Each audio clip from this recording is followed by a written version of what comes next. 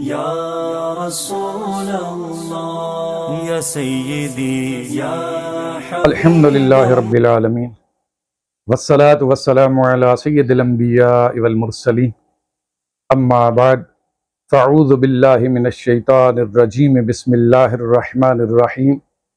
حضرات محترم، آج ہم آپ کے سامنے لعنت کے حوالے سے ایک تعارض کی تطبیق قائم کریں گے۔ چنانچہ حدیث پاک میں آتا ہے، نبی محتشم صلی اللہ علیہ وآلہ وسلم نے ارشاد فرمایا کہ 6 لوگ ایسے ہیں کہ جن پر اللہ نے اور میں نے لعنت کی ہے۔ نمبر 1، قرآن پاک میں اضافہ کرنے والا۔ نمبر 2، تقدیر کا انکار کرنے والا۔ نمبر 3، ناحق کسی کی زمین پر قبضہ کرنے والا۔ نمبر 4، اللہ کے حرام کو حلال ٹھہرانے والا۔ نمبر 5، میرے اہل بیت کے حوالے سے وہ بات کرنے والا یا اس بات کو حلال کرنے والا کہ جس کو اللہ نے حرام کر دیا۔ اور نمبر 6، میری سنتوں کا تارک۔ حضرات محترم، اس حدیث پاک کے اندر نبی محتشم صلی اللہ علیہ وآلہ وسلم نے 6 لوگوں پر لعنت فرمائی، جبکہ اس کے برعکس دوسری حدیث پاک میں نبی کریم صلی اللہ علیہ وآلہ وسلم نے ارشاد فرمایا کہ جب کوئی آدمی کسی پر لعنت کرتا ہے تو یہ لعنت سیدھی آسمان کے اوپر چڑھتی ہے، لیکن آسمان کے دروازے اس لعنت کے آگے بند کر دیے جاتے ہیں۔ پھر یہ لعنت آسمان سے واپس زمین کی طرف لوٹتی ہے تو زمین کے دروازے بھی لعنت پر واپس بند کر دیے جاتے ہیں۔ پھر یہ لعنت دائیں اور بائیں جانے کی کوشش کرتی ہے تو ہر طرف سے اس پر دروازے بند کر دیے جاتے ہیں۔ پھر یہ لعنت جب کوئی راستہ نہیں پاتی تو لعنت کرنے والے پاس واپس لوٹ آتی ہے۔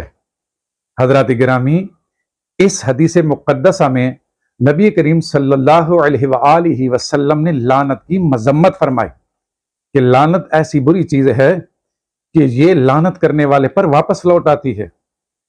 تو اس حدیث پاک کے اندر لعنت کی مذمت بیان ہوئی، جبکہ اس سے سابقہ حدیث پاک میں نبی کریم صلی اللہ علیہ وسلم نے بذات خود 6 لوگوں کے اوپر لعنت فرمائی۔ دونوں احادیث میں لعنت کے حوالے سے بظاہر تعارض موجود ہے۔ اب اس تعارض کے درمیان تطبیق اس طرح قائم ہوگی کہ لعنت کی 2 قسمیں ہیں۔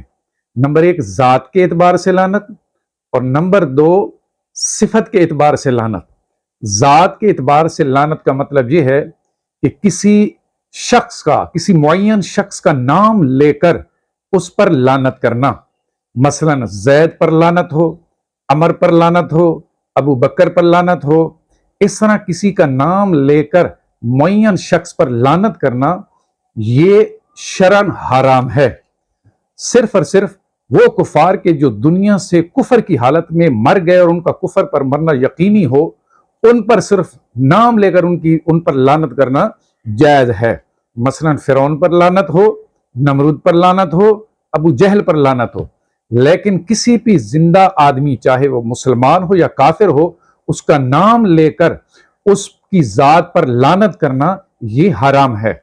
اور دوسری اس کو کہتے ہیں ذات کے اعتبار سے لعنت، دوسری ہے صفت کے اعتبار سے لعنت۔ صفت کے اعتبار سے لعنت کا مطلب یہ ہے کہ کسی کا نام لیے بغیر اس کے کسی برے وصف کا نام لے کر اس پر لعنت کرنا، مثلا جھوٹے پر اللہ کی لعنت، زانی پر اللہ کی لعنت، یا شرابی پر اللہ کی لعنت۔ تو اس طرح اوصاف کا نام لے کر اوصاف پر لعنت کرنا یہ صفت کے اعتبار سے لعنت کہلاتا ہے، لہذا یہ لعنت کرنا جائز ہے۔ تو جب لعنت کی اس طرح 2 قسمیں ہو گئیں تو اب جس حدیث پاک کے اندر نبی کریم صلی اللہ علیہ وآلہ وسلم نے 6 قسم کے لوگوں پر لعنت فرمائی، اس سے مراد صفت کے اعتبار سے لعنت ہے، اور یہ لعنت کرنا شرعاً جائز ہے۔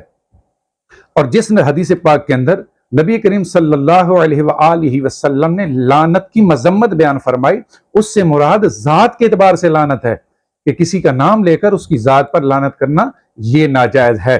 تو حضرات محترم، اس تطبیق کو اگر تسلیم کر لیا جائے تو دونوں حدیثوں کے درمیان تعارض بھی ختم ہو جائے گا اور اس حل کے بعد آپس کا اختلاف بھی ختم ہو جائے گا۔